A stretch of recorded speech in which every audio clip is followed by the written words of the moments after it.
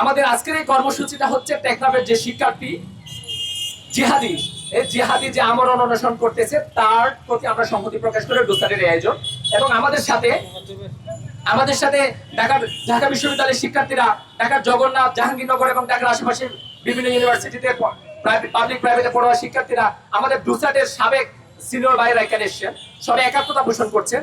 এবং আজকে আমাদের স্পষ্ট বার্তা হচ্ছে, আমি আবারও বলছি, যতক্ষণ না মাননীয় স্বরাষ্ট্রমন্ত্রী এবং স্বরাষ্ট্র মন্ত্রণালয়ের মন্ত্রীর পরিবর্তে তার স্থলাভিষিক্ত ঊর্ধ্বতন কর্মকর্তা অথবা আমাদের কক্সবাজার 4 আসনের নির্বাচিত সংসদ সদস্য জনাব শাহজাহান চৌধুরী এখানে এসে এই অনশনরত শিক্ষার্থীর দাবিগুলো মেনে না নিচ্ছে, যতক্ষণ পর্যন্ত তিনি লিখিতভাবে আমাদেরকে আশ্বাস না দিচ্ছে, ততক্ষণ পর্যন্ত ওই ছেলে অনশন করবো বলে ঘোষণা করছে।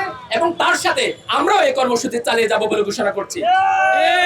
আমাদের দ্বিতীয় স্পষ্ট বার্তা, এই অবিরাম অনশনের কারণে শিক্ষার্থী সাইফুল ইসলাম জিহাদির শারীরিক অবস্থার মারাত্মক অবনতি ঘটেছে।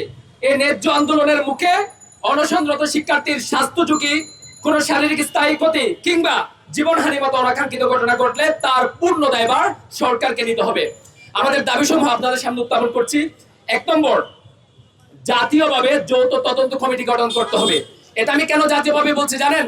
যদি তদন্ত কমিটি গঠন করার জন্য টেকনাফ মডেল থানার ওসি কে দায়িত্ব দেওয়া হয়, কক্সবাজারের এসপি এবং ডিসি কে যদি দায়িত্ব দেওয়া হয়, তাহলে তারা ঠিকমতো দায়িত্ব পালন করবে না, কারণ তারা সবাই এগুলোকে প্রেশারাইজ করছে, তারা সবাই এখান থেকে টাকা খাচ্ছে। They all are the stakeholders of this abduction syndicate.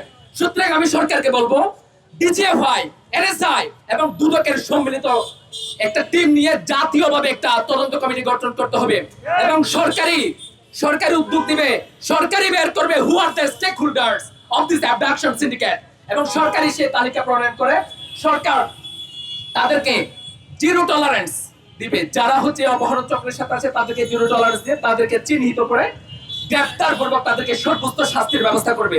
আমাদের 2 নম্বর ডিমান্ড, ভিকটিমদের তালিকা প্রকাশ এবং ক্ষতিপূরণ।